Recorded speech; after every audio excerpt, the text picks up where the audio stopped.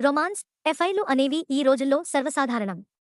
ఇక సినీ సెలబ్రిటీల గురించి అయితే ప్రత్యేకంగా చెప్పాల్సిన పనిలేదు. తెలుగుతో పోలిస్తే బాలీవుడ్లో ఇలాంటివి కాస్త ఎక్కువగా కనిపిస్తుంటాయి. బాలీవుడ్లో హీరోయిన్ల మధ్య రూమర్స్ చాలానే వినిపిస్తుంటాయి.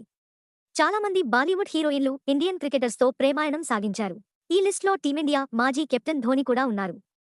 ధోని సైతం పలువురు హీరోయిన్స్ డేటింగ్ చేశాడు. బాలీవుడ్ స్టార్ దీపికా పదుకొనెతో ధోని డేటింగ్ చేశాడనే రూమర్స్ తెర మీదకు వచ్చాయి.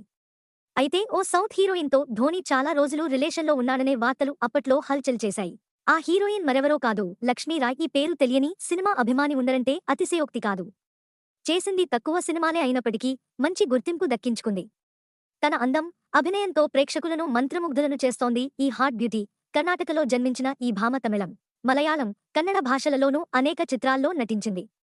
తెలుగులో ముఖ్యంగా ఐటెం సాంగ్స్తో మంచి గుర్తింపు తెచ్చుకుంది. కాంచనమాల కేబుల్ టీవీ అనే సినిమాతో తెలుగు ఇండస్ట్రీకి పరిచయం అయింది. సర్దార్ గబ్బర్ సింగ్, ఖైదీ నెం 150 సినిమాలతో మెగా హీరోల సినిమాల్లో ఐటెం సాంగ్స్తో తెలుగు ప్రేక్షకులకు దగ్గరయ్యింది. ప్రస్తుతం లక్ష్మీరాయ్ తెలుగు, తమిళం, హిందీ భాషలలో అనేక చిత్రాల్లో నటిస్తూ బిజీగా ఉంది. త్వరలోనే ఈమె నటించిన కొన్ని కొత్త చిత్రాలు విడుదల కానున్నాయి. హీరోయిన్గా, ఐటెం సాంగ్స్లో, క్యారెక్టర్ ఆర్టిస్ట్గా అనేక రకాల పాత్రలు చేసి తన ప్రతిభను చాటుకుంది. అయితే ధోనితో రిలేషన్లో ఉందన్న వార్తలతో లక్ష్మీరాయ్ మరింత పాపులారిటీ దక్కించుకుంది. ధోని తన పెళ్లికి ముందు లక్ష్మీరాయ్తో డేటింగ్లో ఉన్నాడని ప్రచారం జరిగింది. ఐపీఎల్ స్టార్టింగ్ సమయంలో ధోనితో లక్ష్మీరాయ్ తరచుగా కనిపించేవారు.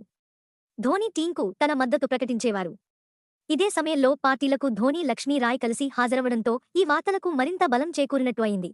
ఏం జరిగిందో తెలియదు కానీ 2014లో లక్ష్మీరాయ్ ధోనితో విడిపోయింది. ఆ తర్వాత ఈ జంట కలిసి కనిపించలేదు. ధోని వివాహం చేసుకోగా లక్ష్మీరాయ్ మాత్రం సింగిల్గానే ఉన్నారు.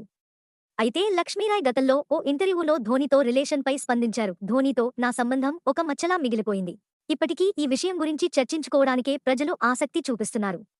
రేపు నా పిల్లలు ఇదే విషయంపై నన్ను ప్రశ్నిస్తే నేను ఏం సమాధానం చెప్పాలంటూ ఆమె ఆవేదన వ్యక్తం చేసింది.